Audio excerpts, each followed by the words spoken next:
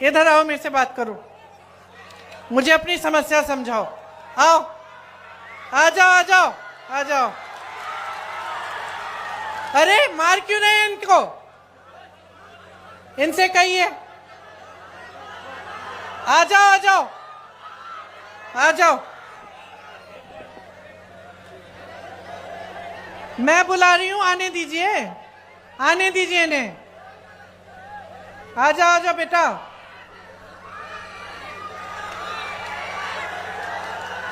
आ जाओ, शाबाश।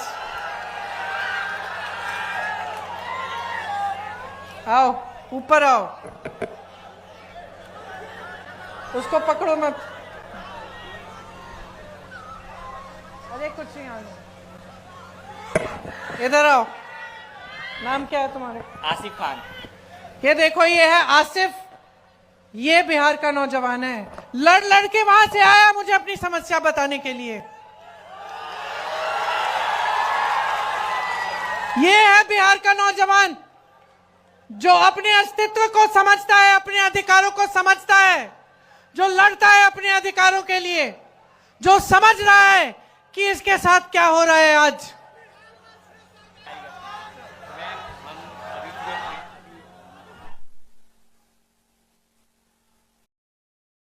सुनिए, ये क्या बता रहे हैं मुझे कि इनके भाई ने नीट का एग्जाम दिया और उनके जैसे जो अभी एसएससी का एग्जाम, एसएससी का एग्जाम हुआ, उन्होंने, काफी नौजवानों ने वो एग्जाम दिया और ये मुझे बता रहे हैं कि जिस तरह से रिजल्ट आ रहे हैं उससे दिख रहा है कि फिर से पेपर लीक हुआ है। कह रहे हैं कि जब प्रदर्शन करने गए, अपने अधिकार मांगने गए, तो इनको पुलिस ने पीटा, कि प्रशासन ने दबाने की कोशिश की। जैसे यहां पे जब अपनी बात करने लगे तो आपने इनको रोका। पुलिस वाले मेरे साथी हैं। आपकी गलती नहीं है, आपकी गलती नहीं है, आप अपनी ड्यूटी कर रहे हैं। आपको बताया गया है कि आपकी ड्यूटी जनता की आवाज को दबाना है, ये बताया गया है। क्योंकि आपकी सरकार है, वो ऐसी सरकार है जो जनता की आवाज सुनना नहीं चाहती है। मैं आपको एक बात बताना चाहती हूं, मेरे बचपन की बात है। मेरे पिताजी प्रधानमंत्री थे, मैं उनके साथ अमेठी गई। अमेठी उनका संसदीय क्षेत्र था। बैठ जाइए आप। मैं उनके साथ अमेठी गई, छोटी सी थी, 10-12 साल की थी, पीछे पीछे चलती थी। हम एक गांव में गए और मैं अपने पिता से डरती थी क्योंकि मेरे पिताजी वो मतलब नियम के आधार पे चलते थे। हम कुछ गलत वलत करते तो खूब डांट खाते थे। पिताजी गांव के अंदर गए, मैं पीछे पीछे गई और एक महिला बड़ी जोर से उनको डांटने लग गई। मैं डर गई। मैंने सोचा ये महिला कैसे डांट रही है मेरे पिताजी को। अब आप सोचिए, मेरे पिताजी प्रधानमंत्री थे, गांव के अंदर गए, गांव की महिला ने उनको खूब डांटा कस के। क्यों? क्योंकि भैया तुम 7 महीने पहले आए थे, तुमने हमें कहा था कि यहाँ पे नल लगवाओगे। 7 महीने निकल गए हैं, तुम हमारे सांसद हो, तुम प्रधानमंत्री हो, अभी तक तुमने नल नहीं लगवाया।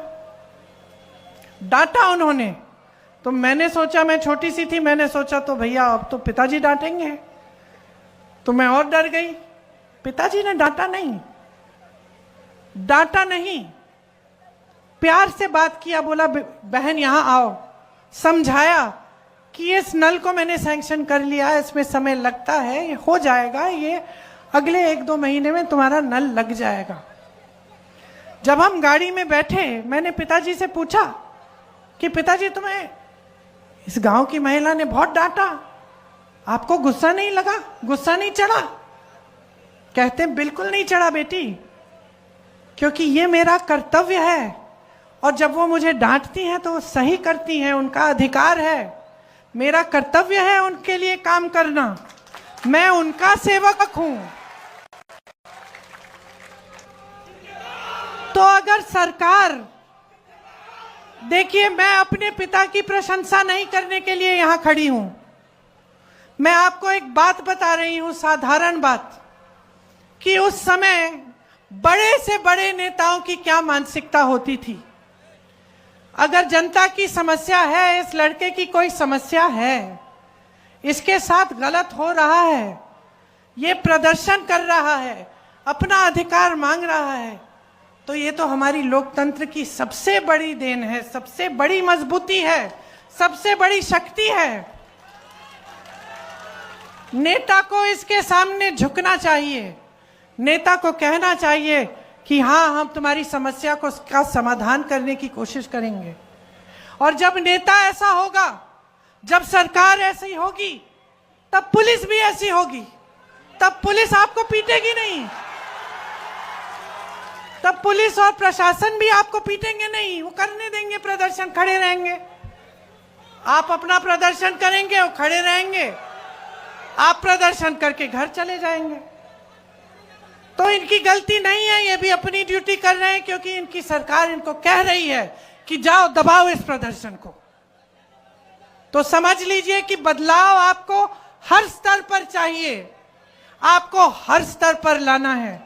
आपको मानसिकता का बदलाव चाहिए, आपको सरकार जैसे चलती है उसमें बदलाव चाहिए, आपको भ्रष्टाचार खत्म कराने के लिए बदलाव चाहिए, आपको विकास लाने के लिए बदलाव चाहिए, आपको अपने भविष्य को मजबूत बनाने के लिए बदलाव चाहिए।